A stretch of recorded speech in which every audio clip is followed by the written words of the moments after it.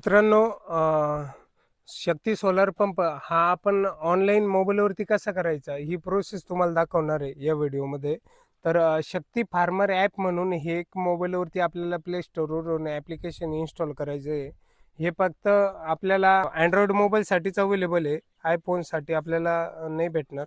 त्याच्यामध्ये ओपन केल्याच्या नंतर इथं आपल्याला दोन ऑप्शन शो होतात, एक गव्हर्नमेंट कस्टमर आणि एक ऑदर. तर गव्हर्नमेंट कस्टमरच्या जागेवरती आपण इथं कंझ्युमरचा जो रजिस्टर मोबाईल नंबर आहे तो एंटर करून इथं याला रजिस्टर करायचं असतं, लॉग इन करायचं असतं OTP घेऊन. तर मित्रांनो, त्याच्यावरती ज्यावेळेस आपण गव्हर्नमेंट स्कीमवरती क्लिक करू आणि मोबाईल नंबर पुट करून लॉग इनवरती क्लिक करू तर आपल्या मोबाईलवरती एक OTP सेंड केला जाईल. OTP सेंड केल्याच्या नंतर लॉग इन होईल. लॉग इन झाल्यावरती इथं आपल्याला असं ऑप्शन बघायला भेटेल, याला व्हाईल युजिंग ॲप करायचं आहे. त्याच्यानंतर इथं आपण सेल्फ सर्वे म्हणून पण ऑप्शन येतं आणि ट्रॅक पंप म्हणून आपल्याला ऑप्शन येतं. जे ट्रॅक पंप हे ऑप्शन आहे, तर तुमचा पंप कुठपर्यंत पोहोचला तर त्याचं आपल्याला ऑप्शन भेटतं. तर हा डिस्पॅच 1/3/2026 झालेला आहे, तर त्या ऑप्शन आपल्याला शो होत आहे. इन्स्टॉलेशन डन कधी झालेलं आहे 3/3/2026. तर ही सर्व प्रोसेस आपल्याला याच्यावरती बघायला भेटते. Bill number, contact number, submersible pump वगैरे, MKID आणि कंझ्युमरचे नाव. त्याच्यानंतर सेल्फ सर्वे, हा पंप इन्स्टॉल झाल्यावरती हा एक सर्वे आपल्याला याच्यामध्ये करायचा असतो. त्याच्यानंतर इथं खाली एक ॲड डिव्हाइस ऑप्शन आहे. ॲड डिव्हाइसवरती क्लिक करून व्हाईल युजिंग ॲपवरती क्लिक करायचं आहे. त्याच्यानंतर स्कॅन QR कोड आहे, जो कंट्रोलरवर दिलेला QR कोड आहे तो आपल्याला इथं स्कॅन करायचा आहे. स्कॅन केल्याच्या नंतर हा QR कोड याच्यावरती सबमिट करायचा आहे. सबमिट केल्याच्या नंतर आपल्याला हे पंप याच्यामध्ये ॲड झालेलं दिसेल आणि इथं खाली एक कनेक्ट नाव येईल.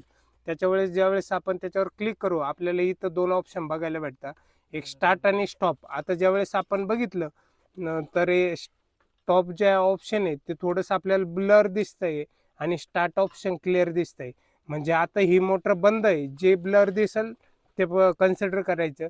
आता आपण ज्यावेळेस स्टार्टवरती क्लिक करू, आता जर आपण इथं कंट्रोलरचे जर इंडिकेटर बघितले तर इथला कोणताही इंडिकेटर याच्यामध्ये ऑन नाही आहे.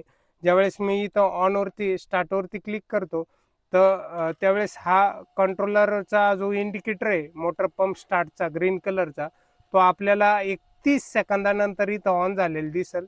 ही मोटर चालू केल्याच्या नंतर आपल्याला कमीत कमी 30 सेकंदाचा चालू व्हायला वेळ लागत असतो. 30 सेकंदाच्या नंतर या पंपाचं पाणी आपल्याला या पाईपच्या द्वारे बाहेर म्हणजे डिस्चार्ज होताना आपल्याला बघायला भेटेल. तर बघू शकता मित्रांनो, आता इथं ज्यावेळेस मी हे स्टार्ट बटन क्लिक केलं तर इथं हा इंडिकेटर आहे ग्रीन कलरचा, हा ऑन झाला आहे. त्याच्यानंतर आपल्याला 31 सेकंदाच्या आतमध्ये इथं डिस्चार्जचं आपल्याला पाण्याचं हे बघायला भेटेल.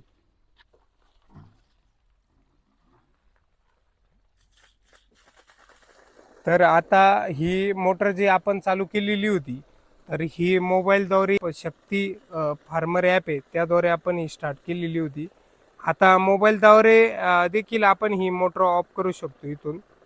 ती आता इथं जे इथं वरती दाखवतोय ऑनलाईन, म्हणजे हे डिव्हाइस याला प्रॉपरली कनेक्टेड आहे.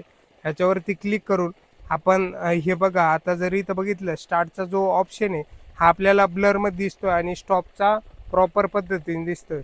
आपण स्टॉपवरती क्लिक केल्यावरती ही ऑनलाईन पद्धतीने मोटर आता ऑफ होणार आहे. याला एक 30 सेकंद ते 1 मिनिटाचा कालावधी बंद आणि चालू होण्यासाठी लागतो. आता खाली आपण जर मेसेज बघितला तर स्टॉप सक्सेसफुली म्हणून आपल्याला तिथं शो झालेलं होतं. आता जर बघितलं आपण, ही मोटर आपल्याला स्टॉप झालेली दिसते आणि पाण्याचा प्रेशर हळूहळू फ्लो कमी होताना दिसतोय.